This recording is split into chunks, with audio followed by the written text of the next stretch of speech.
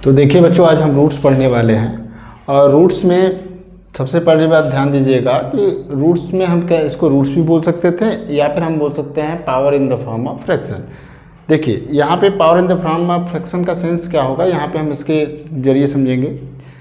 अब इसकी मीनिंग हम समझते हैं रूट्स के बारे में। जैसे हम कहीं कोई नंबर है एक्स का अगर हम nth पावर करते हैं तो क्या करते हैं, हम x to the power n लिख देते हैं। ध्यान दीजिएगा, ठीक है ना। अगर हम किसी नंबर का पावर अगर n करते हैं तो हमारा ये होगा, जिसका मतलब क्या हो जाता है, उसको x को n टाइम मल्टीप्लाई करते हैं। लेकिन जब हम रूट्स करते हैं बेटा, तो रूट्स में क्या होगा कि आपका जो x to the power n है, अगर हम इसी का वैल्यू का रूट ले तो वापस क्या आ जाएगा, x आ जाएगा। याद रखिएगा, ये आपको कंसेप्ट याद रखना होगा। जिसका पावर n होगा उसी का nth रूट लेने पर क्या आता है, वही वापस नंबर आ जाता है। तो यानी हम इससे ये एक निष्कर्ष निकाल सकते हैं कि पावर और रूट्स जो होते हैं एक दूसरे के क्या है, अपोजिट हैं, सेंस अपोजिट बनाते हैं। ये उतना बढ़ा देगा तो ये उतने को उतने फिर से वापस कम कर देगा, ठीक है। जैसे हम एक एग्जांपल देखते हैं कि अगर हम बोलेंगे कि 2 है, 2 का मैंने फोर्थ पावर लिया। फोर्थ पावर मतलब बेटा 2 टू द पावर 4 बोलेंगे। क्या बोलेंगे हम, 2 टू द पावर 4।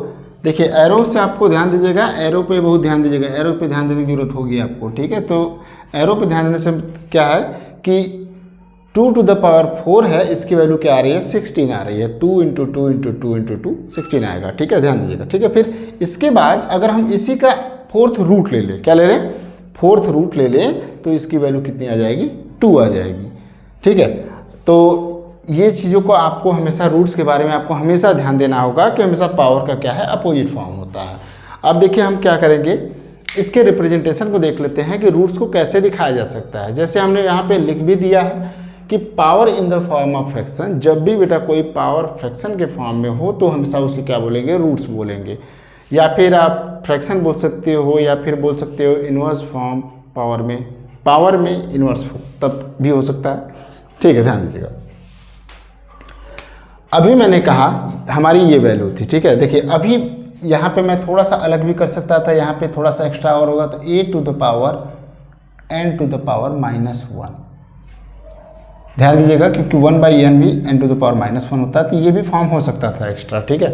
तो इसमें आपको एकदम महारत हासिल कर लेनी है, क्योंकि आप इसमें अगर फंसेंगे तो अभी जाके बड़े बड़े क्लासों में क्या होगा, आपको इससे भी लेंदी सवाल रहेंगे जो को तुरंत करना होता है। अगर आप यहीं पे फंस गए तो फिर हो गया आपका कल्याण। तो ध्यान दीजिएगा इसको।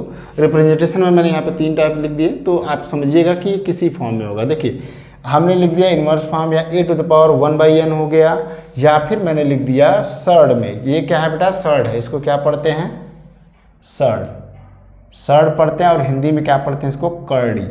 क्या पढ़ते हैं, करड़ी, ठीक है।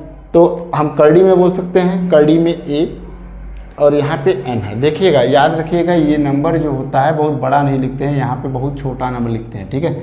ये नंबर a है तो इसके सर्ड के जस्ट नीचे बगल में n लिख देंगे, तो इसको हम बोल देंगे nth रूट्स बोल देंगे, ठीक है। तो ये रिप्रेजेंटेशन रहा। और हमने पावर के बारे में देखा, तो पावर में हमने क्या किया है, पावर और रिप्रेजेंटेशन रूट्स को देखना है। तो जैसे कुछ चीज़ मैंने लिखा है, जैसे मैंने लिखा कोई नंबर बेटा है a टू द पावर 0, कोई नंबर पावर 0 होता है या फिर 1 हो, तो 1 का कोई भी रूट्स नहीं निकाला जा सकता, यानी दोनों सेम होते हैं। और कोई नंबर है उसका 1th रूट मैं बोलूँ, क्या बोलूँ, मैंने बोला a टू द पावर 1 या फिर a to the power 1th root of a, तो इसका कोई मतलब नहीं होता है। ये भी क्या होता है, दोनों बराबर ही होते हैं, ठीक है। 1/1 कोई मतलब नहीं, क्योंकि 1/1 भी फ्रैक्शन ही समझ लीजिए, ठीक है ना। वो पूरे इंटीजर भी आप समझ सकते हैं, तो फ्रैक्शन भी। देखिए अभी मैंने कहा आगे फॉर्म्स जब देखेंगे हम बोलेंगे स्क्वायर के बारे में। तो स्क्वायर हमको पता है a टू द पावर 2 हो जाता है, और स्क्वायर रूट्स के बारे में देखेंगे तो ये क्या हो जाएगा, a टू द पावर 1/2, और ये रूट्स रहा, ठीक है। तो देखिए हम इसको फॉर्म्स में फ्रैक्शन फॉर्म में भी देख सकते हैं और सर्ड फॉर्म में स्क्वायर रूट के लिए थोड़ा ज़्यादा ध्यान देना है हमको, क्योंकि इसमें कभी कभी सर्ड के अंदर यहाँ पे 2 लिखा रहेगा और कभी कभी नहीं लिखा रहेगा। देखिए यहाँ पे लिखा है और यहाँ पे नहीं लिखा है, दोनों का मान क्या होता है, सेम होता है, ठीक है। अभी मैं स्क्वायर के बाद क्यूब में आता हूँ, तो क्यूब में देखा जाएगा तो क्यूब में आपको यहाँ पे सर्ड में लिखना ही पड़ेगा। क्यूब ये है और ये क्यूब रूट में 1/3 लिख सकते हैं, या फिर क्यूब रूट ऑफ a लिख सकते हैं। तो इसको पढ़ने का तरीका याद रखिएगा। जैसे मैं इसको पढ़ूँ तो शायद यहाँ पे नाम ना आए, तो अगर मैंने लिखा है यहाँ पे तो इसको हम पढ़ेंगे बेटा, पढ़ने में क्या होगा, क्यू रूट ऑफ ए पढ़ूंगा, ठीक है। या फिर हिंदी में मैं बोलूँगा तो क्या लिखूँगा, ए का